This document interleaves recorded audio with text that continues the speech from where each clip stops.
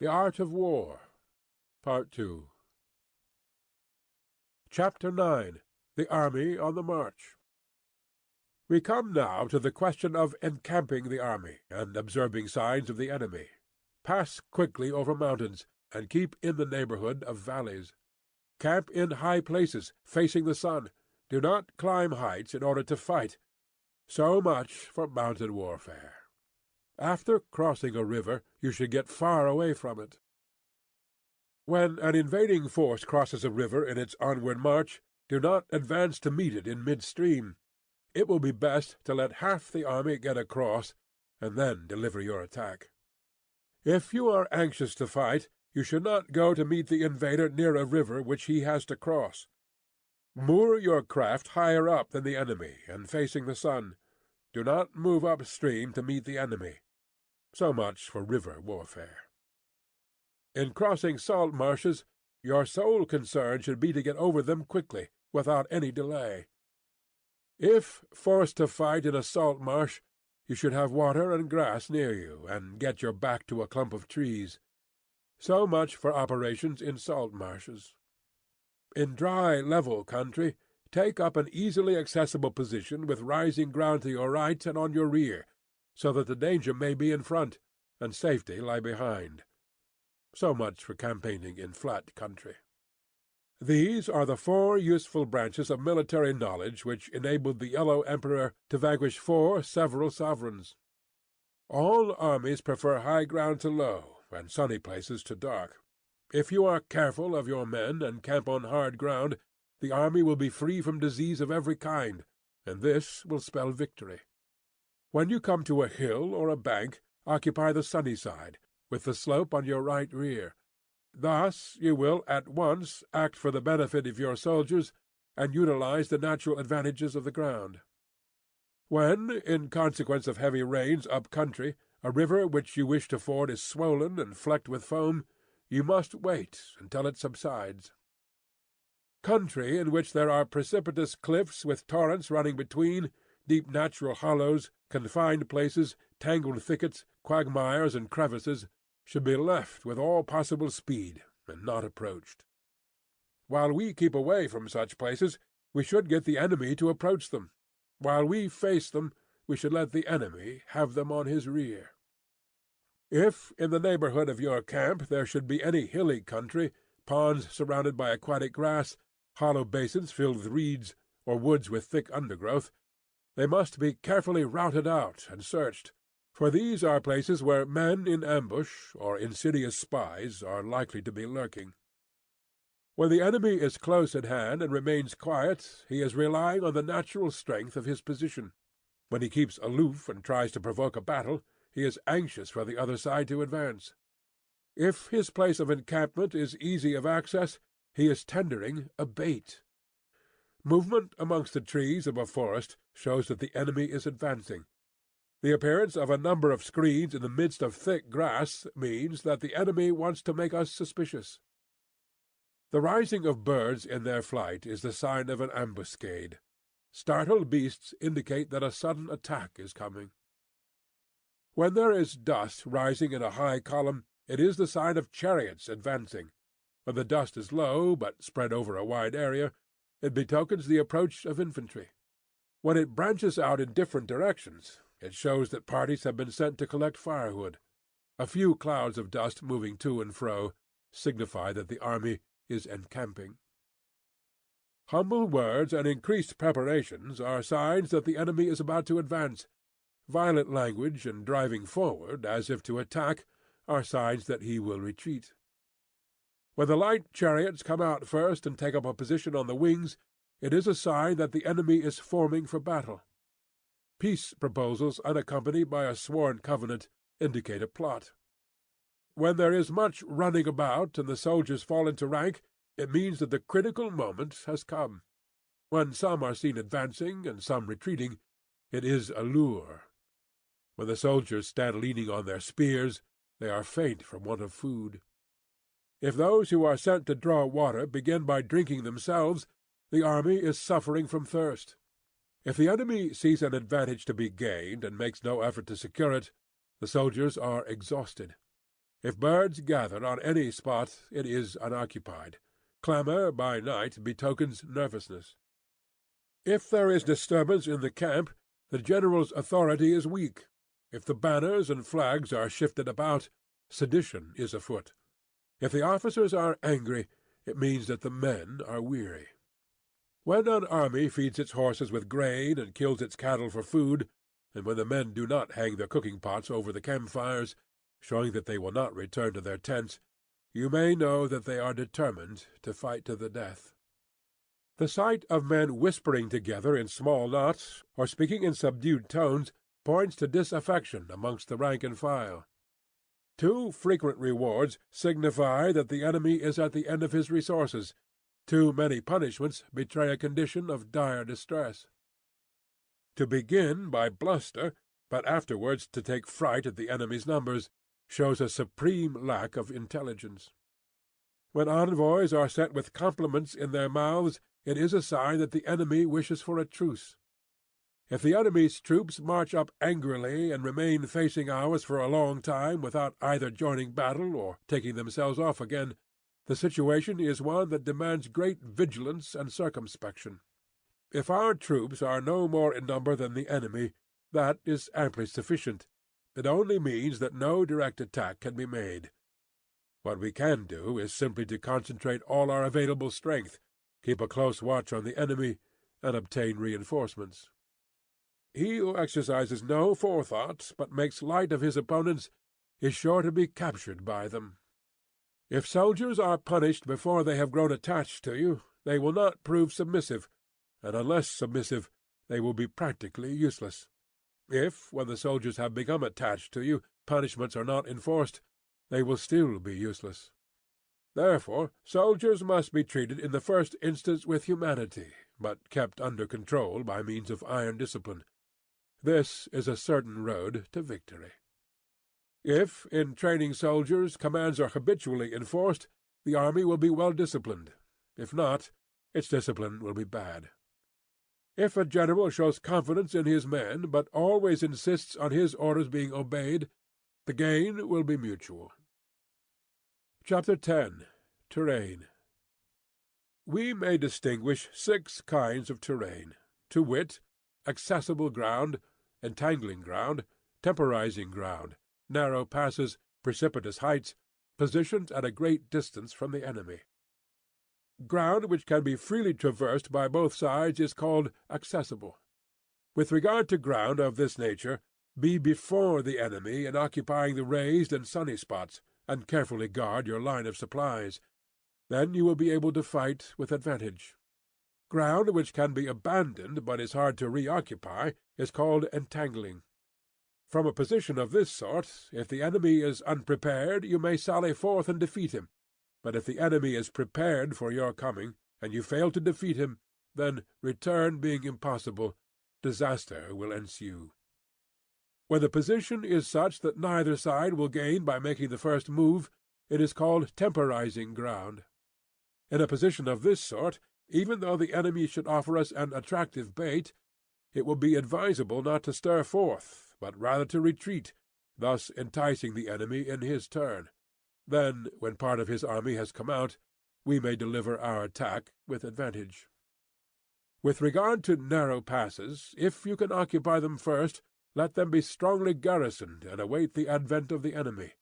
Should the army forestall you in occupying a pass, do not go after him if the pass is fully garrisoned, but only if it is weakly garrisoned. With regard to precipitous heights, if you are beforehand with your adversary, you should occupy the raised and sunny spots, and there wait for him to come up.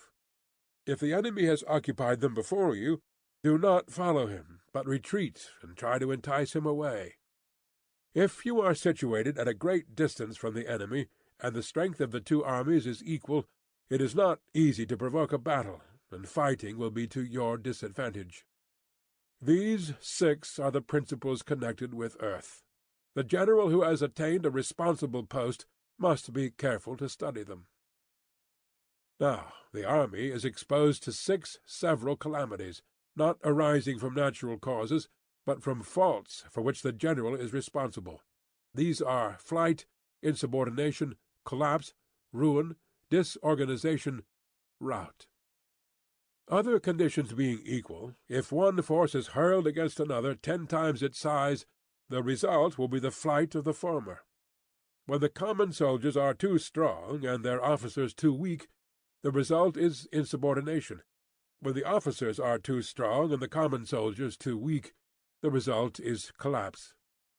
When the higher officers are angry and insubordinate, and on meeting the enemy give battle on their own account from a feeling of resentment, before the commander-in-chief can tell whether or not he is in a position to fight, the result is ruin. When the general is weak and without authority, when his orders are not clear and distinct, when there are no fixed duties assigned to officers and men, and the ranks are formed in a slovenly, haphazard manner, the result is utter disorganization. When a general, unable to estimate the enemy's strength, allows an inferior force to engage a larger one, or hurls a weak detachment against a powerful one, and neglects to place picked soldiers in the front rank, the result must be rout. These are 6 ways of courting defeat, which must be carefully noted by the general who has attained a responsible post. The natural formation of the country is the soldier's best ally, but a power of estimating the adversary, of controlling the forces of victory, and of shrewdly calculating difficulties, dangers, and distances, constitutes the test of a great general. He who knows these things, and in fighting puts his knowledge into practice, will win his battles. He who knows them not, nor practices them, will surely be defeated. If fighting is sure to result in victory, then you must fight, even though the ruler forbid it. If fighting will not result in victory, then you must not fight, even at the ruler's bidding. The general who advances without coveting fame, and retreats without fearing disgrace, whose only thought is to protect his country and do good service for his sovereign, is the jewel of the kingdom. Regard your soldiers as your children, and they will follow you into the deepest valleys. Look upon them as your own beloved sons, and they will stand by you, even unto death. If, however, you are indulgent, but unable to make your authority felt, kind-hearted, but unable to enforce your commands, and incapable, moreover, of quelling disorder, then your soldiers must be likened to spoilt children. They are useless for any practical purpose. If we know that our own men are in a condition to attack, but are unaware that the enemy is not open to attack, we have gone only half-way towards victory. If we know that the enemy is open to attack, but are unaware that our own men are not in a condition to attack, we have gone only half-way towards victory. If we know that the enemy is open to attack, and also know that our men are in a condition to attack, but are unaware that the nature of the ground makes fighting impracticable, we have still gone only half-way towards victory. Hence the experienced soldier, once in motion, is never bewildered. Once he has broken camp, he is never at a loss. Hence the saying, "If you know the enemy and know yourself, the victory will not stand in doubt. If you know heaven and know earth, you may make your victory complete." Chapter 9. The 9 Situations. The art of war recognizes 9 varieties of ground: dispersive ground, facile ground, contentious ground, open ground, ground of intersecting highways, serious ground, difficult ground, hemmed-in ground, desperate ground. When a chieftain is fighting in his own territory, it is dispersive ground. When he has penetrated into hostile territory, but to no great distance, it is facile ground. Ground, the possession of which imports great advantage to either side, is contentious ground.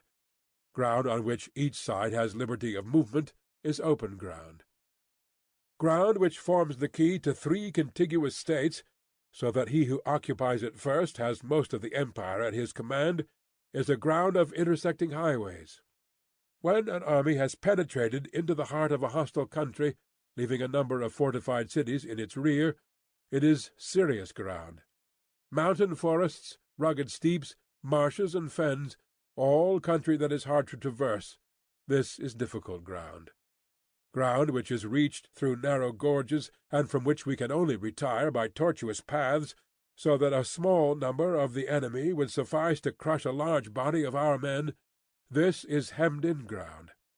Ground on which we can only be saved from destruction by fighting without delay is desperate ground. On dispersive ground, therefore, fight not. On facile ground, halt not. On contentious ground, attack not.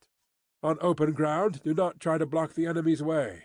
On the ground of intersecting highways, join hands with your allies. On serious ground, gather in plunder. In difficult ground, keep steadily on the march. On hemmed-in ground, resort to stratagem. On desperate ground, fight. Those who were called skilful leaders of old knew how to drive a wedge between the enemy's front and rear, to prevent cooperation between his large and small divisions, to hinder the good troops from rescuing the bad, the officers from rallying their men. When the enemy's men were united, they managed to keep them in disorder. When it was to their advantage, they made a forward move. When otherwise, they stopped still.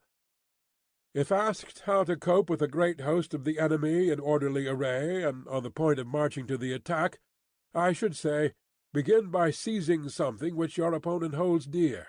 Then he will be amenable to your will. Rapidity is the essence of war. Take advantage of the enemy's unreadiness. Make your way by unexpected routes, and attack unguarded spots. The following are the principles to be observed by an invading force. The further you penetrate into a country, the greater will be the solidarity of your troops, and thus the defenders will not prevail against you. Make forays into fertile country, in order to supply your army with food. Carefully study the well-being of your men, and do not overtax them. Concentrate your energy and hoard your strength. Keep your army continually on the move, and devise unfathomable plans. Throw your soldiers into positions whence there is no escape, and they will prefer death to flight.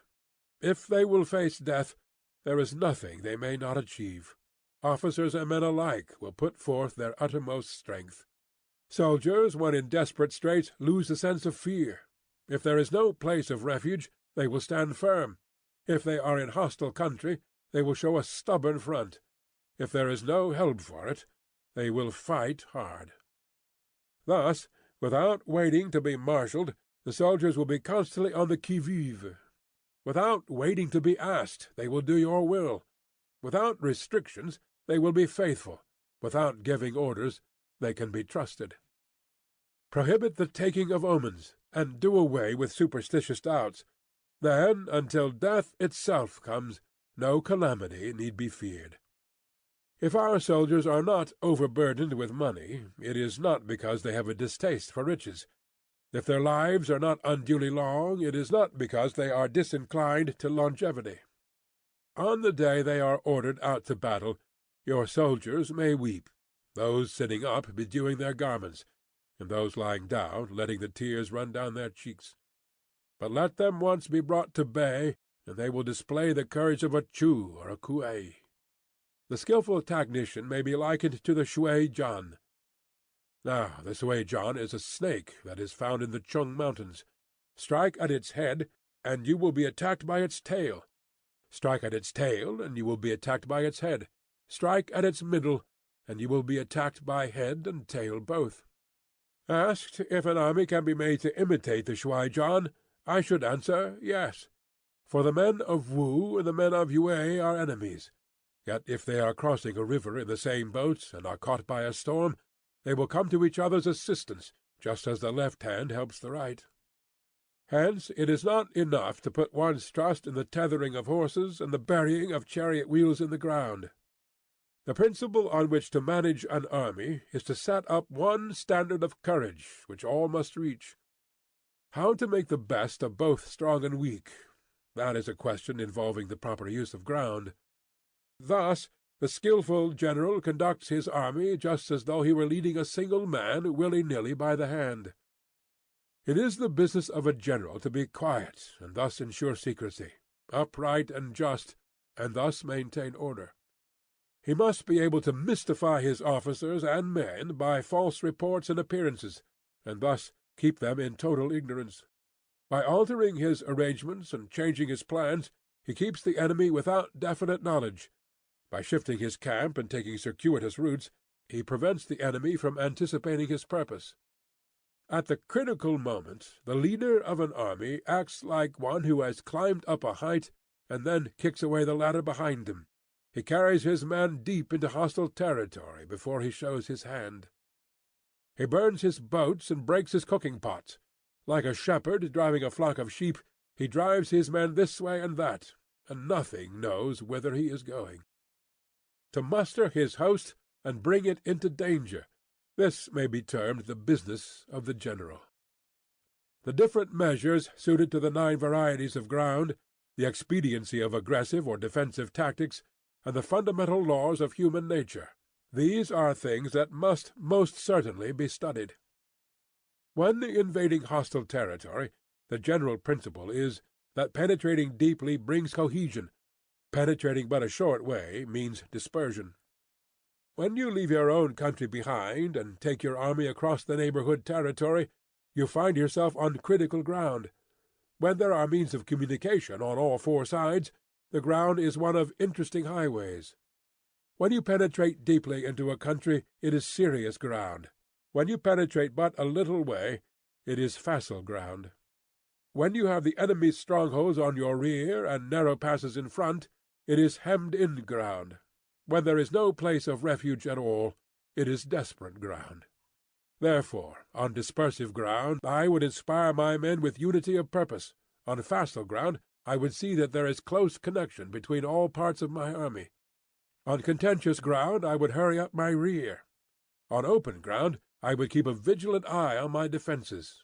On ground of interesting highways I would consolidate my alliances. On serious ground I would try to ensure a continuous stream of supplies. On difficult ground I would keep pushing on along the road. On hemmed-in ground I would block any way of retreat.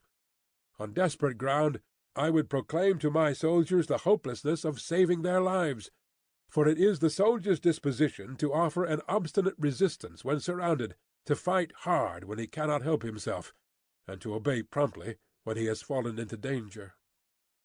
We cannot enter into alliance with neighboring princes until we are acquainted with their designs.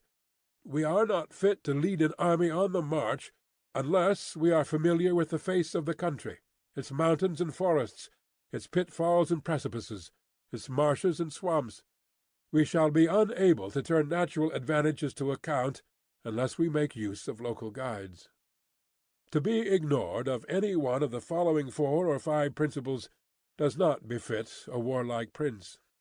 When a warlike prince attacks a powerful state, his generalship shows itself in preventing the concentration of the enemy's forces. He overawes his opponents, and their allies are prevented from joining against him.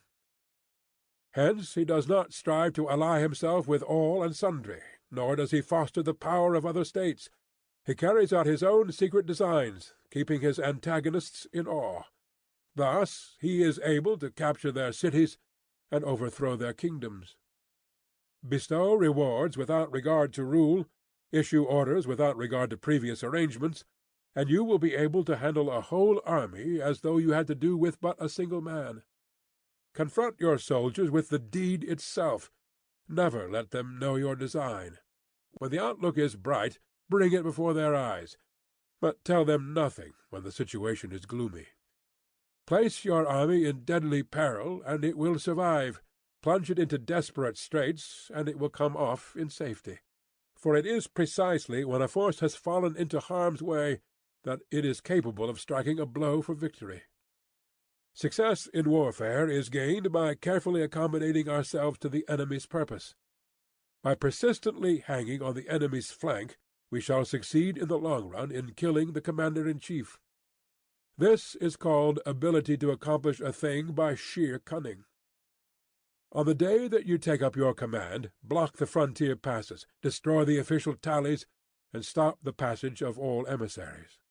Be stern in the council-chamber, so that you may control the situation.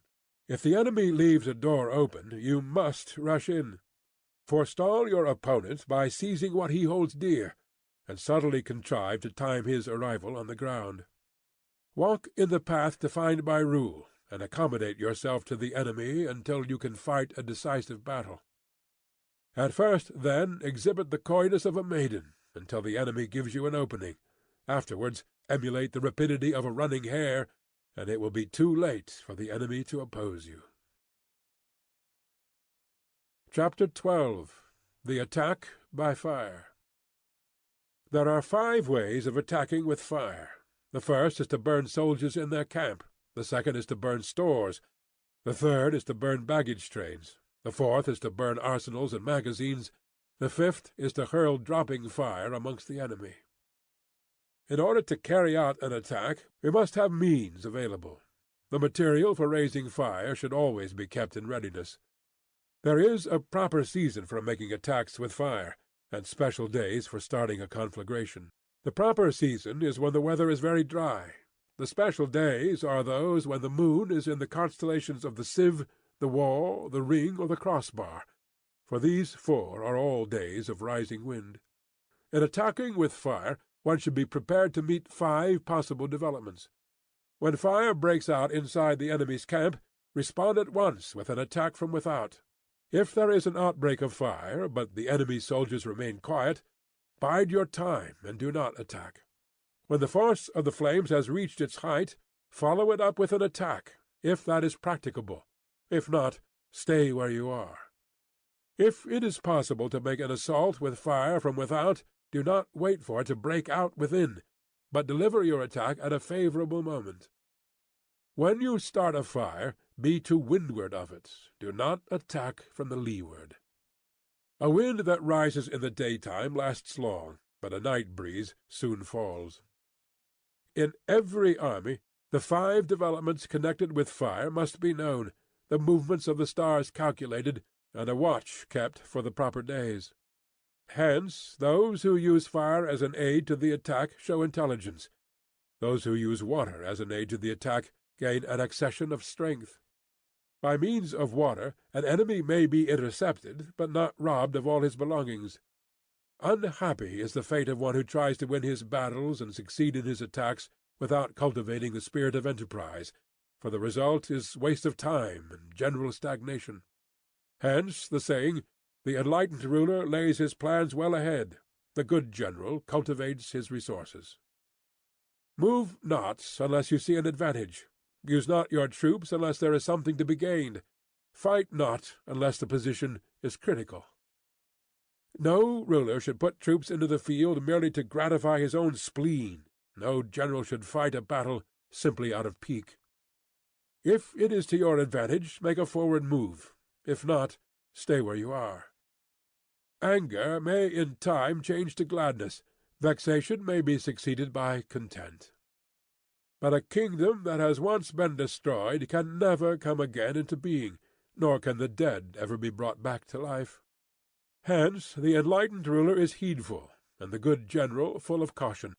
This is the way to keep a country at peace and an army intact. Chapter 13. The Use of Spies. Raising a host of 100,000 men and marching them great distances entails heavy loss on the people and a drain on the resources of the state. The daily expenditure will amount to 1,000 ounces of silver. There will be commotion at home and abroad, and men will drop down exhausted on the highways. As many as 700,000 families will be impeded in their labor. Hostile armies may face each other for years, striving for the victory which is decided in a single day. This being so, to remain in ignorance of the enemy's condition, simply because one grudges the outlay of 100 ounces of silver in honours and emoluments, is the height of inhumanity. One who acts thus is no leader of men, no present help to his sovereign, no master of victory. Thus, what enables the wise sovereign and the good general to strike and conquer, and achieve things beyond the reach of ordinary men, is foreknowledge. Now this foreknowledge cannot be elicited from spirits. It cannot be obtained inductively from experience, nor by any deductive calculation. Knowledge of the enemy's dispositions can only be obtained from other men. Hence the use of spies, of whom there are 5 classes: local spies, inward spies, converted spies, doomed spies, surviving spies. When these 5 kinds of spy are all at work, none can discover the secret system. This is called divine manipulation of the threads. It is the sovereign's most precious faculty. Having local spies means employing the services of the inhabitants of a district. Having inward spies, making use of officials of the enemy. Having converted spies, getting hold of the enemy's spies and using them for your own purposes.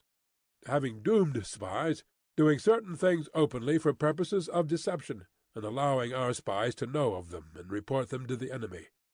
Surviving spies, finally, are those who bring back news from the enemy's camp.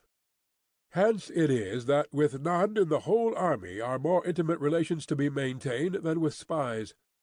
None should be more liberally rewarded. In no other business should greater secrecy be preserved. Spies cannot be usefully employed without a certain intuitive sagacity. They cannot be properly managed without benevolence and straightforwardness. Without subtle ingenuity of mind, one cannot make certain of the truth of their reports. Be subtle. Use your spies for every kind of business.